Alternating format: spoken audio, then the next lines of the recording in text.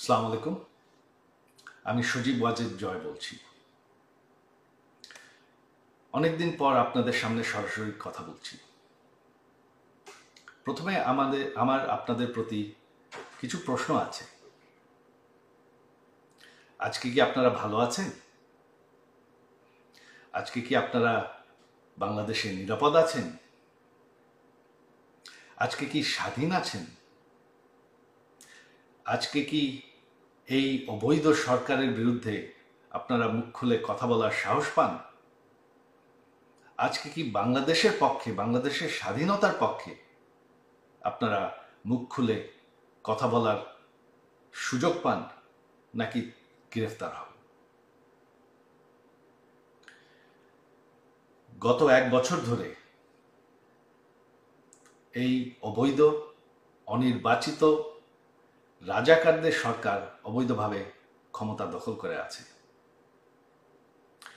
গত 1 বছর ধরে তারা স্বাধীনতার ইতিহাস মুছে ফেলার চেষ্টা করছে, স্বাধীনতার চেতনা মুছে ফেলার চেষ্টা করছে, এক এক করে প্রতিটি সরণি বুলডোজার দিয়ে ধ্বংস করছে এবং কি সে ঐতিহাসিক 32 নম্বর বাড়ি, যেই বাড়ির থেকে আমাদের স্বাধীনতা ঘোষণা করা হয়, সেই বাড়িটিকেও তারা বুলডোজার দিয়ে ধ্বংস করে ফেলেছে।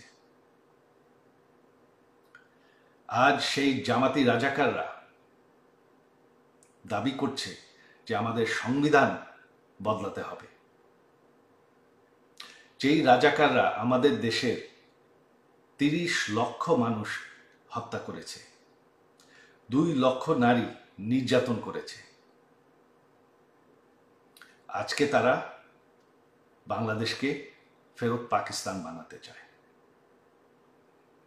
আপনারা কি সেটা চান?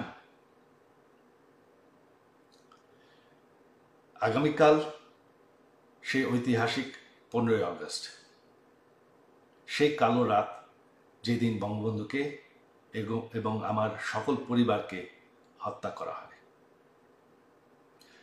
বঙ্গবন্ধু কোনো রাজনৈতিক দলের সম্পদ নয়। সকল বাঙালির কাছে আমার আহ্বান যে আপনারা যদি স্বাধীনতার চেতনায় বিশ্বাস করেন, আগামীকাল সেই ঐতিহাসিক 32 নম্বর বাড়িতে গিয়ে বঙ্গবন্ধুকে স্মরণ করবেন, সেই বাড়ির সামনে ফুলের তোড়া রাখবেন এবং মোমবাতি জ্বালাবেন। বাঙালির মাটির থেকে স্বাধীনতার চেতনা মুছে ফেলা যায় না। স্বাধীনতার ইতিহাস মানুষের মনের থেকে মুছে ফেলা যায় না। আর বঙ্গবন্ধুকে বাংলাদেশের মানুষের মনের থেকে মুছে ফেলা যায় না। 32 নম্বর একটি বাড়ি, বাড়িটি আর নেই, তবে সেই 32 নম্বর ধানমন্ডি ঠিকানাটি এখনো আছে, সেই মাটিটি এখনো আছে। আর মাটি কোনোদিন মুছে ফেলা যায় না, চেতনা কোনোদিন মুছে ফেলা যায় না। আর আমার বিশ্বাস আপনারা বঙ্গবন্ধুকে ভুলেন নাই। তো এটাই আমার আহ্বান, আপনারা একটু সাহস করে যাবেন। এখন আর ভয় পাওয়ার কিছু নাই। এই অবৈধ সরকারের, এই রাজাকারদের সরকারের সময় শেষ হয়ে এসেছে। বাংলাদেশের মাটির থেকে কোনোদিন 71-এর ইতিহাস মুছে ফেলা যাবে না, বঙ্গবন্ধুকে মুছে ফেলা যাবে না।